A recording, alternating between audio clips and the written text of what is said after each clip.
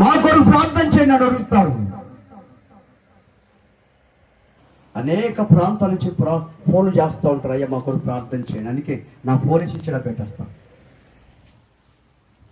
అందుకే మా పాస్టర్ మా నెంబర్ ఇస్తాను, ఆమెకే చేసి ప్రార్థన చేయించుకుంటాను. నేను మాత్రం అందుబాటులో ఉన్నాను. నా సమయానంతా కూడా నా ప్రభుతో గడుపుతుంటాను. నేను ఒకవేళ మీకు అందుబాటులో ఉండాలంటే మధ్యాహ్నం 1 గంట లేక 2 గంటలకు అందుబాటులో ఉంటాను. అప్పుడు నా ప్రార్థన ముగించుకొని అప్పుడు నేను గది బయటకు వచ్చేస్తాను. మళ్ళీ 3 కాగానే మళ్ళీ ప్రార్థనలోకి వెళ్ళిపోతాను. మళ్ళీ సాయంత్రం వస్తాను. ఎక్కడ పరిచయం లేకపోతే దేవుని సన్నిధిలో కనిపెడుతుంటాను, ప్రార్థన చేస్తాను. అందుకే నా నంబర్ ఎవరికి ఇవ్వను సరిగా. ఎందుకంటే నా విలువైన సమయాన్ని దేవుడితో తప్ప మనుషులతో సామాన్యంగా ఎక్కువ నేను పంచుకోను. ఎందుకంటే ఎవరైనా ప్రేయర్ రిక్వెస్ట్ ఇస్తే ఆ ప్రేయర్ రిక్వెస్ట్ను ప్రభు సన్నిధిలో పెట్టి ప్రార్థిస్తాను. ప్రభు తన చిత్తం మీ పట్ల ఉంటే దేవుడు తన కార్యమును జరిగిస్తాడు. ఎందుకంటే ఎవరైతే ప్రార్థన అవసరత కోరి ఉన్నారో వారు దేవుని యొద్దకు వెళ్ళి ప్రార్థిస్తే వారికి ఉన్న ఆశను బట్టి ఆ ప్రార్థన విని ఆ ప్రార్థనకు జవాబిస్తాడు. మన ప్రభు సేవకుల దగ్గరికి వెళ్ళి అయ్యా మీరు మా కొరకు ప్రార్థించండి అంటే వారు నిజంగా ప్రార్థిస్తారంటావా?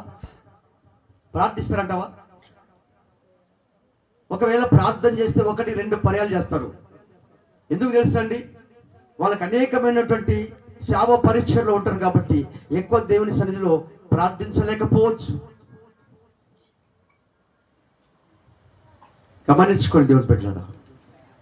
ఎందుకు మీకు మాటలు చెప్తున్నానంటే మీరు వెళ్ళి మీ సమస్యను దేవుని దగ్గర వస్తే మీ సమస్యకు పరిష్కారం ఎవరు?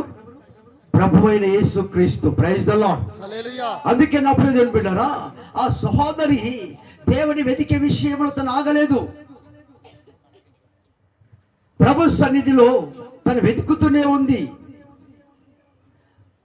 కావలి వారందరినీ కూడా అడుగుతూ ఉంది, అయ్యా మీరేమైనా నా ప్రాణ ప్రియుని చూచితిరా అని. అడిగిన వారందరూ కూడా అంటున్నారు, మాకు కనపడలేదు, మేము ఆయనను చూడలేదు, అతను ఎవడో మాకు తెలియదు అని జవాబిచ్చుకుంటూ వెళ్ళారు. కానీ నా ప్రియ సోదరుడా, ఆ సహోదరి ఇంకా ముందుకు సాగిపోతూనే ఉంది, పరుగులు తీస్తుంది. తనకు అలసట వచ్చి ఆగట్లేదు. ఈ రోజు ఎలాగైనా సరే ఆయనను వెతికి నేను పట్టుకోవాలి,